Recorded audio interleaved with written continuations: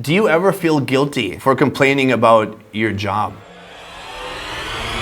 Welcome to the best ever quarantine show. The show where I interview a sidekick from the past, talk about our time working together, ask them your audience questions, and learn about how they're dealing with the current pandemic that's affecting all of us right now. Today's special guest is Trevor James. You might know him as the Ranger of Food. Trevor James, aka the Food Ranger, is a Canadian-born food and travel vlogger, currently based in Kuala Lumpur, Malaysia, and his YouTube channel now boasts an international audience of over 4 million. He and his wife Tate are a two-person team on a mission to dive deep into the unique street food cultures of different countries around the world. Let's talk to him. In 6 minutes. Okay. We can cut. Action! All right, no, I'm just kidding. So how are you doing right now? Good, man. How are you? We've been under an unofficial lockdown for about a couple weeks now. I can still go out, but there's just nothing to do. Nothing's open, all the restaurants are closed. Similar here in Malaysia. I guess it's pretty much locked down though. Like, you can't go out unless for groceries, which is smart. We've just been indoors, but we're making the most of it, staying positive, eating and cooking and just hanging out, trying to, just stay positive and get through it. I wanted to actually jump into how we met each other and how we even know each other. We actually have collabed before. A lot of people don't realize that. Well, this is essentially the balut of quail eggs. Maybe almost 3 years ago now, yeah. Right. I actually have the message. So this is around the time I think I had 50 to 60,000 subscribers and you had around 600,000, 700,000 subscribers. I said, I'll shamelessly tell you that I hope we can collab one day. I also have a food travel channel currently residing in Vietnam. Anyways, I'll wait till I blow up more before I actually ask you. Keep crushing it. Oh wow, yeah, I remember that. And then what happened? You've got the rest of the story? You said, hey Sonny, just checked out your channel. Nice stuff, man. Let's do it. I'm coming to Vietnam in July. I was like, no way. He's just agreed already to collab. And that was without really knowing anything. I just wrote like a paragraph to you. So I was curious, like what made you wanna collab? Yeah, the way you wrote it, and also I love meeting people and your content was awesome. We met up and it was a great episode. Yeah, that episode has now over 6 million views. Even later on in that conversation on Facebook, you gave me a bunch of different tips on my channel and on titles and on thumbnails. You remember the food we tried? Yeah, man. The coconut worms. Pretty memorable. That was a crazy episode. Those worms were spicy. I think you did a pretty good job. And you didn't even give it a 0. You gave it like a 2, I think. Well, I mean, it wasn't bad. It's a spicy snack that's extreme. Oh yeah, we also had the quail egg balut. Yes, that was also extreme. But I feel like balut, it just looks like it, but it's not actually that crazy. It tastes like an egg. For me, it's been good to know people who do a similar type of job. As far as the public is concerned, we have amazing jobs and we should never complain. But we also have unique problems, whether it's around visas or burnout or dealing with culture shock being in new countries, unique problems that we can kind of help each other out with. Do you ever feel guilty for complaining about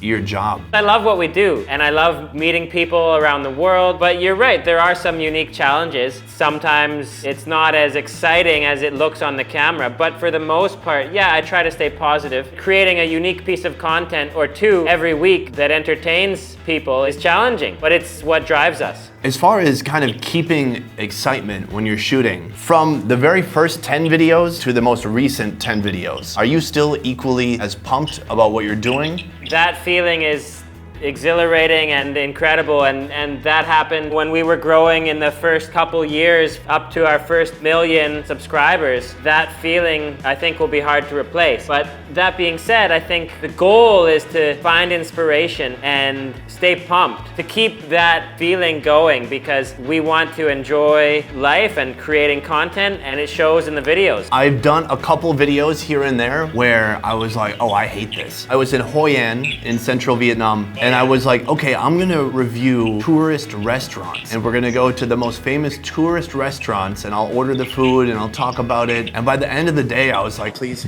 God, that sucked. The food sucked or the content? Just like, I felt like there's no story. Yeah. Just being at a table, eating delicious food, and then that's all there is. There's no story behind it. I found it incredibly boring. As a filmmaker, you're trying to make something that's entertaining at the end of the day. What do you think makes an interesting video for Food Ranger? I really like to include locals and show our audience how friendly people are around the world, and I do that wherever we go. With your approach, I would say if someone's gonna travel to a country, watching one of your videos makes it very immersive. I could get a sense very easily of what it would be like to be there. You put your finger on it right there. That's movement is really important in filmmaking, and not only movement through walking through the streets, but just to keep the scene moving and to show some action, to show them more of the country, right? I've got a few questions here. The first one, you might know this gentleman, at Monkey Abroad. Oh, yes, yes, yes. This is a good question, I like this. He That's goes, Kevin Cook. yep, Kevin Cook. He says, I know that Trevor doesn't smoke or drink, at least not much, but curious if he has any other vices. Noodles, man. Noodles. Yeah, I eat so many noodles and I love them too much. I feel like I make all my life decisions based on noodles. Well, you were doing a world noodle tour. Yeah, we were.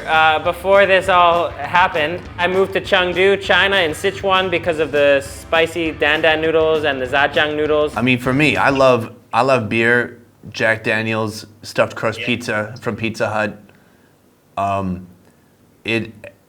It's an ongoing challenge for me. Emmanuel Pham says, is this a full-time job for both of you guys? For me, it wouldn't be possible to be doing what I'm doing unless it was full-time. Trevor, is this a full-time job for you? Happily, it is. We fought many years to make it so, and we're lucky to be able to do it the way we do, full-time. From the beginning, I remember just, telling my family and friends that I would do it if there was no money. And that was always my dream, to be able to travel and to see the world. And now that we've achieved it, it's, I'm really still thankful that we can do that. It's a little different now because we are more serious about it. Like you said, it's a full-time job. So there's a little bit less time to see the pyramids or, go on a hot air balloon ride. And I mean, the food is incredible and that's what we're traveling for. That's the #1 priority. But when we were in Egypt, we were just in creation mode. And then we had a couple hours one day and we're like, okay, let's go. But we had to go really quickly,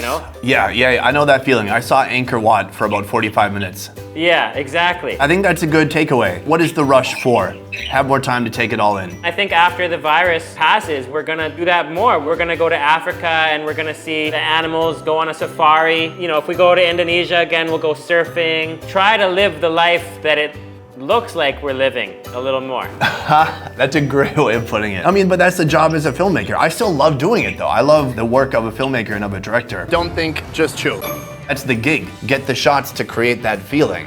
Yeah, it is. Talking about feeling fortunate about being able to do this full time, when was that moment where you crossed the threshold of, okay, you know what? I'm making enough money. I can support myself by putting up videos and I think I can grow this and just do it full time and quit culinary school or whatever else you were doing at that time. What was that feeling like for you? That was the best feeling, man. I dropped out of a master's degree and then I dropped out of culinary school. I remember one day talking with Ting and saying like, you know what? I don't want a plan B right now, because if we have a plan B, we won't go 100%. We are gonna do this and we're gonna make it big. All of us food reviewers out there, we have a different style to the way we eat and react to the food, different yummy faces we make, different sounds that we make. For some reason, people seem to be enamored with your enthusiasm about the food.